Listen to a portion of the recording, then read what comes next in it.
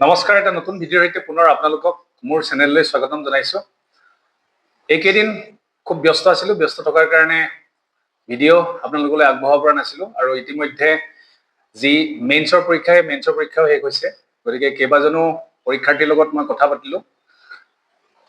তাৰে বহু সংখ্যকৰ দুই এখন পেপাৰত কিছু সমস্যা পাইছে আৰু অকণমান ঠিক হোৱা নাই বুলি কৈছে। গতিকে পৰীক্ষাৰ যি প্ৰশ্ন কাকত, সেই প্ৰশ্ন কাকতৰ মই সবিশেষ আলোচনা কৰিম আগন্তুক দিনত।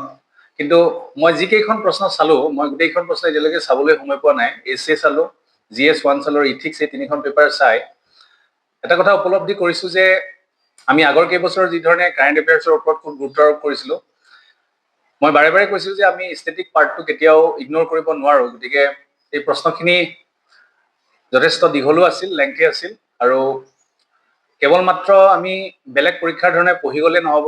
এনালাইটিকেল যিটো আমাৰ কেপাচিটি, সেই কেপাচিটিটো লাগিব। লগতে আমি ষ্টেটিক পাৰ্টটোক কেতিয়াও ইগন'ৰ কৰিব নোৱাৰোঁ। গতিকে অভাৰঅল গোটেই প্ৰশ্নখিনিৰ পৰা আমি এটা কথা উপলব্ধি কৰোঁ যে আমি যি ধৰণে ডে টু ডে লাইফত আমি পঢ়ি থাকোঁ বেলেগ এটা পৰীক্ষাৰ কাৰণে, মই বাৰে বাৰে কৈছোঁ যে APSC আনপ্ৰেডিক্টেবল হয়। গতিকে আমি এই পৰীক্ষাৰ কাৰণে খুব ডিটেইলছত পঢ়ি যাব লাগিব। আৰু মই ভাবোঁ যি ধৰণে এইবাৰ কাৰেণ্টছ আৰু ষ্টেটিক্স দুইটা মিক্স আপ আহিছে, বা মেক্সিমাম পেপাৰত অসম শব্দটো বেছিকৈ জড়িত হৈ আছে। গতিকে আগন্তুক দিনত আমি মেইনছ আৰু প্ৰিলিমিনাৰী দুইটাৰ কাৰণে হোৱাকৈ কথাবোৰ আমি জানি যাব লাগিব, তাৰ কাৰণে মই চেষ্টা কৰিম। কিন্তু আজি মই আৰম্ভ কৰিছোঁ কাৰেণ্ট এফেয়াৰ্ছ ৰিলেটেড। প্ৰিলিমছ পৰীক্ষাৰ কাৰণে যিখিনি আমি নিউজ পেপাৰৰ পৰা পাওঁ, বিশেষকৈ মই আছাম ট্ৰিবিউনৰ পৰা আৰু মোৰ চিলেক্টেড কেইটামান ৱেবছাইটৰ পৰা আমি যিবোৰ নিউজ পঢ়োঁ, সেই নিউজৰ ওপৰত আধাৰিত মোৰ আজি ভিডিঅ'টো হ'ব। গতিকে আমি যিমান পাৰোঁ পঢ়ি যাবৰ কাৰণে চেষ্টা কৰিম। মাজে মাজে হয়তো কেতিয়াবা মোৰ অসুবিধা হয়, কিন্তু মই কেতিয়াও এই যিটো জাৰ্ণি আপোনালোকক যি ধৰণে কথা দিছোঁ, এই কথাটো মই ৰাখিম আৰু কেতিয়াও ষ্টপ নকৰোঁ। আৰু আগন্তুক পৰীক্ষা প্ৰিলিমছৰ ইলেকশ্যনৰ ওপৰত কিছু ডিপেণ্ডেবল হ'ব, বাট মই সকলোকে মাৰ্চত পৰীক্ষা হ'ব বুলি প্ৰস্তুতি চলাই যাবৰ কাৰণে আপোনালোকক অনুৰোধ জনাইছোঁ। এতিয়া আমি আহোঁ আজিৰ নিউজখিনি। খুব শ্বৰ্ট এণ্ড প্ৰিচাইজ হয়। আমি লিখি যাম। যিসকলে ভাবে যে PDF নোটটোৰ বাহিৰেও নিজে লিখিলে ভাল, তেওঁলোকে লিখি যাব। মই বাৰে বাৰে কৈছোঁ যে প্ৰিলিমিনাৰীৰ কাৰণে বা মেইনছৰ কাৰণে আমি যাৰ পৰাই নপঢ়ো লাগে বা যিকোনো কোচিং চেণ্টাৰতে নকৰোঁ কিয়, আমি নিজৰ এটা নোট বনাই যাম, যিটো আমাৰ ৰিভিজনৰ ক্ষেত্ৰত সহায়ক হ'ব। আপোনালোকে নিশ্চয় স্ক্ৰীণত দেখিছে নবেল প্ৰাইজ ইন কেমেষ্ট্ৰি। এনেধৰণৰ প্ৰশ্ন কেতিয়াবা আহি যায়, কাৰণ মেমৰি বেছড কুৱেশ্যনো আহে, যিখিনি আমি মন ৰখাটো খুবেই জৰুৰী হয়। গতিকে scientist Susumu Kitagawa, Richard Robson and Omar M. Yaghi, তেওঁলোকে কেমেষ্ট্ৰিত পাইছে for their work in the development of metal organic framework that dates back to 1989. বিশেষকৈ আমি নামবিলাকৰ লগত আমি তেওঁলোকৰ কিটো ৱৰ্কৰ কাৰণে নবেল প্ৰাইজ কেমেষ্ট্ৰিত পাইছে এইটো আমি মনত ৰাখিম। ডেভেলপমেণ্ট অফ মেটেল অৰ্গেনিক ফ্ৰেমৱৰ্কছ, এইটো আমি মনত ৰখাটো খুব জৰুৰী হয়। আৰু নামখিনি মনত ৰাখিবৰ কাৰণে আমি আমাৰ নিজৰ ৱেত নিমনিক্স বনাই ল'ব পাৰোঁ। গতিকে এইটো আপোনালোকৰ নিজৰ নিজৰ ৱেত আপোনালোকে কৰিব, বা মই ভৱিষ্যতে কিছু কিছু ক্ষেত্ৰত সেই কথাটো আপোনালোকক ক'ম। এতিয়া নেক্সট খুব এটা ইম্পৰ্টেণ্ট হয়, যিটো প্ৰেজেণ্ট কণ্টেক্সত খুব জৰুৰী হয়। PM3 prime ministers school for rising India, এতিয়া তাৰ এটা ট্ৰেইনিং ষ্টাৰ্ট হ'ব। গতিকে এইটো কৈছে যে চেণ্ট্ৰেলি স্পন্সৰ্ড স্কিম হয়। বিশেষকৈ চেণ্ট্ৰেলি স্পন্সৰ্ড হয় নে নহয় সেইটো আমি জনাটো খুব জৰুৰী হয়। শ্বৰ্ট ফৰ্মত আমি PM3 কওঁ, তাৰ ফুল ফৰ্মটো হ'ল prime minister school for rising India. ইয়াৰ লক্ষ্যটো কি? To upgrade and strengthen existing government school. চৰকাৰী যিবোৰ স্কুল আছে তাক আপগ্ৰেড কৰিবৰ কাৰণে বা ষ্ট্ৰেংথেন কৰিবৰ কাৰণে এইটো এটা ইনিচিয়েটিভ হয়। It aims to develop over 14,500 schools into medals that provide high quality inclusive education. গতিকে হাই কোৱালিটি ইনক্লুচিভ এডুকেশ্যনৰ ক্ষেত্ৰত কেইখনমান স্কুল তেওঁলোকে বাছি লৈছে। 14,500 স্কুল মডেল স্কুল হিচাপে গঢ় দিবৰ কাৰণে চেষ্টা কৰিব, আপগ্ৰেড কৰিবৰ কাৰণে, ষ্ট্ৰেংথেন কৰিবৰ কাৰণে। ইয়াত নাম্বাৰ অফ স্কুলছটো আমাৰ প্ৰয়োজন নহয়, বাট যিহেতু ইয়াত আছে সেইকাৰণে মই কৈ গৈছোঁ। কি অবজেক্টিভ ফিচাৰ্ছখিনি চাব। হাই কোৱালিটি এডুকেশ্যনৰ ওপৰত গুৰুত্ব আৰোপ কৰিব। ইয়াত পইণ্টটো আপোনালোকে নিশ্চয় বুজি পাইছে, মই গতিকে কৈ নাযাওঁ। Inclusive and equitable environment, inclusive শব্দটো আমি জানিব লাগিব। মোক মই ভিডিঅ' দিয়াৰ সময়ত এজন ছাত্ৰই কৈছিলে যে ইনক্লুচিভ গ্ৰথটো আৰু এতিয়া প্ৰয়োজন নহয়, তেনেধৰণে কৈছিলে। কিন্তু তেওঁক মই সেই ভিডিঅ'ৰ কমেণ্টতে কৈছিলোঁ যে ইনক্লুচিভ গ্ৰথ বস্তুটো কেতিয়াও পুৰণা হৈ নাযায়। গতিকে তাৰ ওপৰত কুৱেশ্যন এটা আহিছে, আপোনালোকে হয়নে নহয় মোক কওকচোন ঠিক তেনেকে ইনক্লুসিভ শব্দটো এডুকেশনৰ ক্ষেত্ৰতো খুব জৰুৰী মানে অৰ্থাৎ সকলো স্তৰৰ ছাত্ৰ ছাত্ৰীয়ে ইৰেসপেক্টিভ of caste creed or religion যাতে সকলোৱে যাতে এডুকেশনৰ সুবিধা পায় গতিকে হেতুৰ ওপৰত গুৰুত্ব আৰোপ কৰাটোকে আমি ইনক্লুসিভ কওঁ PM Sri School aims to create welcoming atmosphere for all students যেটো মই কলো already holistic and experiential learning holistic আৰু experiential learning to খুব জৰুৰী হয় আমাৰ এডুকেশন সিস্টেমটোত আমি যিখিনি পঢ়িলো আমি তাতে দেখিছো যে আমি কেৱল মাত্ৰ এটা সাৰ্ভিস বেসড মানে আমি বৃত্তিমুখী এটা এডুকেশন বুলি ক'ব পাৰো আমি যেটো ভোকেশনাল ট্ৰেইনিং বুলি কয় বা ভোকেশনাল এডুকেশন হেতু ক্ষেত্ৰত আগতে গুৰুত্ব আৰোপ কৰা নহয় কেৱল মাত্ৰ আমি একাডেমিক লেভেলত কি ধৰণে মাৰ্কস পাব পাৰো বা কেনে ধৰণে ৰেংকিং টু ইনক্ৰিজ কৰিব পাৰো সেই ধৰণৰ কথাৰ ওপৰত গুৰুত্ব আৰোপ কৰা হয় যেটো আমি ব্ৰিটিছ এডুকেশন সিস্টেম বুলি আমি ক'ব পাৰো কিন্তু বৰ্তমান সময়ত যি নিউ এডুকেশন পলিচি আহিছে তাৰ জৰিয়তে ছাত্ৰ ছাত্ৰীয়ে বেলেগ বেলেগ স্তৰত আগবাঢ়ি যোৱাৰ এটা সুবিধা আমি পাওঁ যদি কোনোবাই যদি টেইলৰিং কৰিব বিচাৰে কোনোবাই যদি বেলেগ বেলেগ সেক্টৰত যদি কাম কৰিব বিচাৰে তেওঁ এই ক্ষেত্ৰত আগবাঢ়ি যোৱাৰ এটা সুবিধা আমাৰ নিউ এডুকেশন পলিচিয়ে দিছে নেক্সট মেন্টৰশিপ থাকিব selected school will provide leadership and mentorship to other school গতিকে কেইখনমান স্কুল এনেকুৱা সিলেক্ট কৰা হ'ব যি স্কুলে আন স্কুলক মেন্টৰশিপ প্ৰদান কৰিব বা লিডাৰশিপ হিচাপে কাম কৰিব ইনফ্ৰাষ্ট্ৰাকচাৰ আৰু ৰিসোৰ্সেছৰ ক্ষেত্ৰত গুৰুত্ব আৰোপ কৰিব গ্ৰীণ স্কুল হিচাপে আমি চাম গ্ৰীণ স্কুল কি হয় কনসেপ্টটো খুব ধুনীয়া to develop schools with environmentally friendly practices খিনি ছাত্ৰ ছাত্ৰীক যাতে শিকাব পাৰে সেই ধৰণৰ গুৰুত্ব আৰোপ কৰিব যেনে সোলাৰ পেনেলছ আমি ইউজ কৰিম ইলেক্ট্ৰিচিটি নৰ্মেল যেটো কনভেনশনাল এনাৰ্জি আমি ব্যৱহাৰ নকৰি পেলাই সোলাৰ পেনেলছ আমি ইউজ কৰিম ওয়েষ্ট ম্যানেজমেন্ট কি ধৰণে কৰে এই ক্ষেত্ৰত গুৰুত্ব আৰোপ কৰিম ওয়াটাৰ কনজাৰভেশনৰ নলেজ দিয়া হ'ব গতিকে এই কথাখিনি গুৰুত্ব আৰোপ কৰি পেলাই PM Sri এটা খুব ভাল ইনিচিয়েটিভ হয় নেক্সট লাষ্টলি কৈছে যে এলাইনমেন্ট উইথ NEP 2020 মই যেটো অলৰেডি কলো যে নেশনাল এডুকেশন পলিচিৰ লগত এই স্কিমটো ডিজাইন কৰা হৈছে যত ইকুইটি ইনক্লুসিভিটি আৰু হোলিস্টিক ডেভেলপমেন্টৰ ওপৰত গুৰুত্ব আৰোপ কৰা হ'ব গতিকে এই কোৱেশ্চনটো যদি আমি MCQ হিচাপে পাওঁ তেতিয়া আমি PM Sri বুলি ক'লে আমি তাৰ ফুল ফৰ্মটো জানিব লাগিব ই কিহৰ লগত জড়িত হয় কি ক্ষেত্ৰত জড়িত হয় তাত জড়িত কথাকিটা কি ইকুইটি ইনক্লুসিভিটি আৰু হোলিস্টিক ডেভেলপমেন্ট এই তিনটা শব্দ আমি মনত ৰাখিম আৰু ই আমাৰ মেইনছৰ কাৰণে কি ধৰণে সহায়ক হ'ব যেতিয়া আমি এডুকেশন ৰিলেটেড যিকোনো ক্ষেত্ৰত আমি আলোচনা কৰিম বা ছাত্ৰ ছাত্ৰীৰ ফিউচাৰিস্টিক ডেভেলপমেন্টৰ ক্ষেত্ৰত আমি যি ধৰণৰ আলোচনা কৰো তেতিয়া আমি এই এক্সাম্পল বিলাক দিব পাৰিম এতিয়া ৰিসেন্টলি এক্সাম হৈ গৈছে এক্সামৰ ক্ষেত্ৰত বহু এনেকুৱা ছাত্ৰ ছাত্ৰী থাকিব যিসকলে কেৱল মাত্ৰ প্ৰিলিমিনাৰী কাৰণে প্ৰিপাৰেচন কৰিছিলে মেইনছৰ কাৰণে ভালদৰে প্ৰিপাৰেচন কৰিব পৰা নাছিল তেওঁলোকে কিন্তু পৰীক্ষাটো কঠিন পাব কিন্তু যিসকল ছাত্ৰ ছাত্ৰীয়ে সময় সাপেক্ষে মেইনছ আৰু প্ৰিলিমছ একেলগে পঢ়ি গৈছিল আৰু তেওঁলোকে নিউজ পেপাৰ যিখিনি এডিটৰিয়েল খিনি ভালদৰে ষ্টাডি কৰিছিলে বা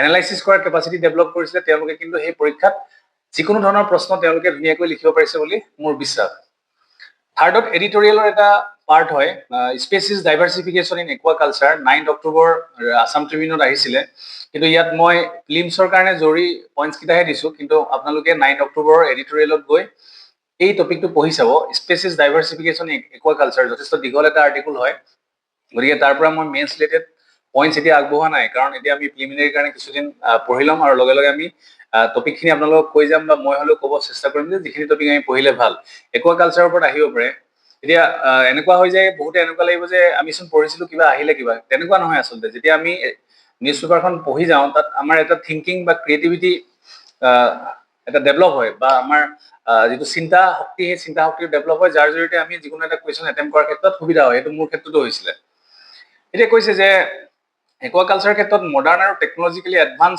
ফাৰ্মিং প্ৰেক্টিছ ব্যৱহাৰ কৰাৰ কাৰণে ইয়াৰ জৰিয়তে বেনিফিট হোৱা গৈছে second leading producer of fresh water fish in the world হয় ভাৰতবৰ্ষ এটো মনত ৰাখিম ইণ্ডিয়াৰ মাৰ্কেট চাইজ কৈছে যে 14.4 মিলিয়ন টনছ হৈছে আৰু 2033 ৰ আগতে 28.8 মিলিয়ন টনছ হ'ব বুলি আশা কৰা গৈছে এটো আমাৰ ইমান প্ৰয়োজনীয় নহয় প্ৰিলিমছৰ কাৰণে কিন্তু এইকিটা পইণ্ট প্ৰয়োজনীয় হয় যে কেপচাৰ ফিছ প্ৰডাকচনৰ ক্ষেত্ৰত ইনল্যান্ড কেপচাৰ ফিছ প্ৰডাকচনৰ ক্ষেত্ৰত ভাৰতবৰ্ষ প্ৰথম হয় একুৱাকালচাৰ ফিছ প্ৰডাকচনৰ ক্ষেত্ৰত সেকেন্ড হয় আৰু ওভাৰঅল ফিছ প্ৰডাকচনৰ ক্ষেত্ৰত গোটেই পৃথিৱীতে ভাৰতবৰ্ষ তৃতীয়ত আছে নেক্সট লাইভ ষ্টক সেন্সাছৰ মতে কৈছে যে এৰাউণ্ড 15 মিলিয়ন ফিছাৰ পপুলেশ্যন আমাৰ ভাৰতবৰ্ষত দেখা যায় যাৰ জৰিয়তে 1.04% কন্ট্ৰিবিউট কৰিছে জিডিপি লৈ 1.4% জিডিপি ফ্ৰম এগ্ৰিকালচাৰ কন্ট্ৰিবিউট কৰিছে এই একুৱাকালচাৰ সেক্টৰে আৰু তাৰ লগত জড়িত এলাইড এক্টিভিটিজে এইকিটা পইণ্ট আমাৰ কাৰণে জৰুৰী হয় আৰু ইয়াক সানৰাইজ সেক্টৰ হিচাপে জনা যায় এটো খুব জৰুৰী হয় আমাক যদি দিয়ে সানৰাইজ সেক্টৰ তেতিয়া আমি জানিব লাগিব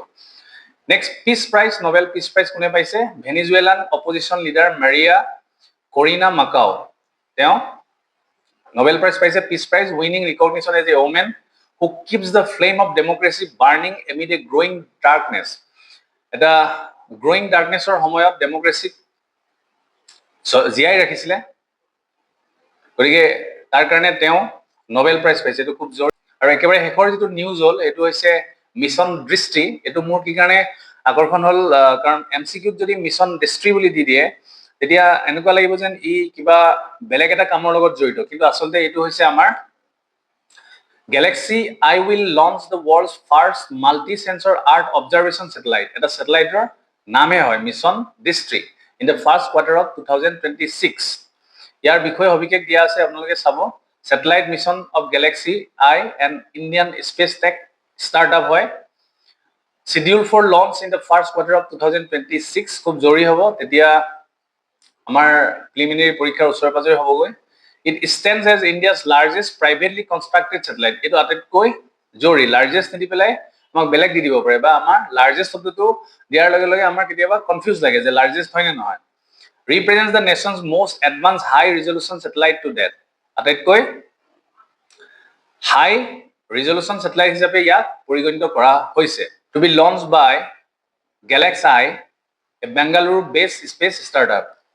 Aims কি হয়? To achieve near real time Earth observation capability. যাতে আমি ৰিয়েল টাইম আৰ্ট অবজাৰভেশ্যন কৰিব পাৰোঁ, যাতে আমি প্ৰকৃত আৰ্ট অবজাৰভেশ্যন কৰিব পাৰোঁ, সেই ওপৰত গুৰুত্ব আৰোপ কৰিছে। ইয়াৰ জৰিয়তে যাতে সেই কথাটো এচিভ কৰিব পাৰে তাৰ ওপৰত গুৰুত্ব আৰোপ কৰা হৈছে। টেকনলজিকেল ইনোভেশ্যনৰ ক্ষেত্ৰত 8 to 10 satellites will launch over the next 4 years.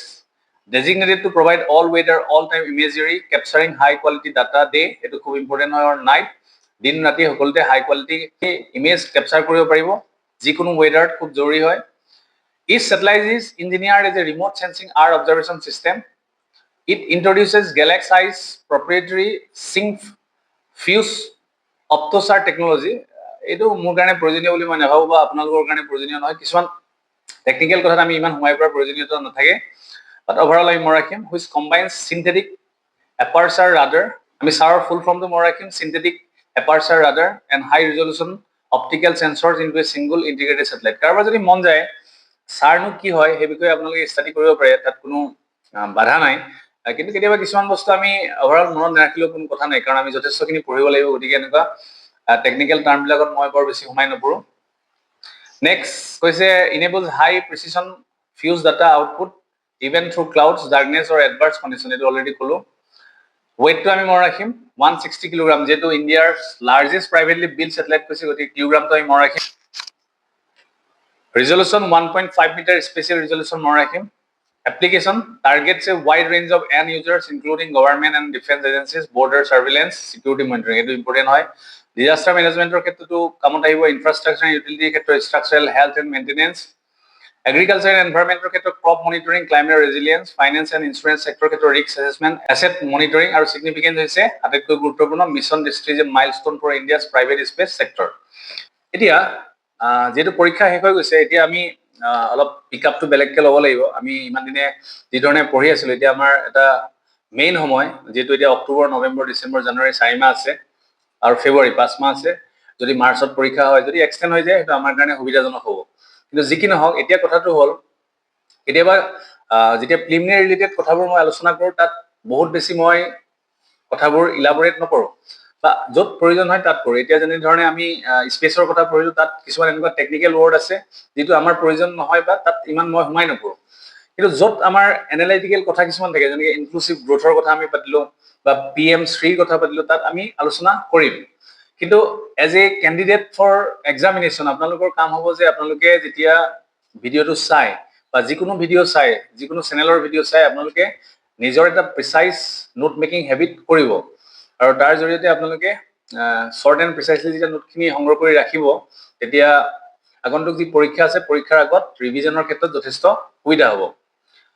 আশা কৰিছোঁ আজিৰ ভিডিঅ'টোৱে আপোনালোকক যথেষ্ট উপকৃত কৰিব। আকৌ এটা নতুন ভিডিঅ'ৰ সৈতে লগ পাম। পঢ়ি থাকক, সময় নষ্ট নকৰিব। ধন্যবাদ।